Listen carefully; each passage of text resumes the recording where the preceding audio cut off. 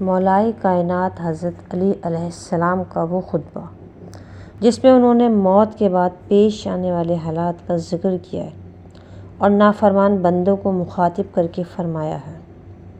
بسم اللہ الرحمن الرحیم۔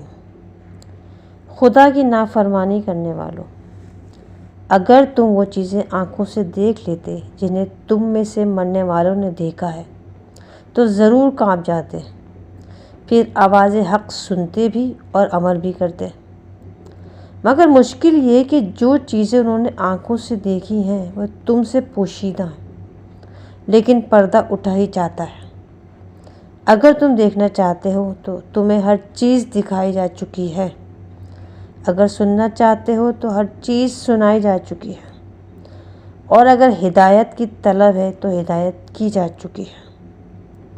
میں سچ سچ کہتا ہوں کہ عبرتیں تمہیں آواز دے چکی ہیں اور قابل اجتناب چیزوں سے روکا جا چکا ہے، اور آسمانی رسولوں اور فرشتوں کے بعد فریضہ تبلیغ دین الہی بشر ہی پر عائد ہوتا ہے۔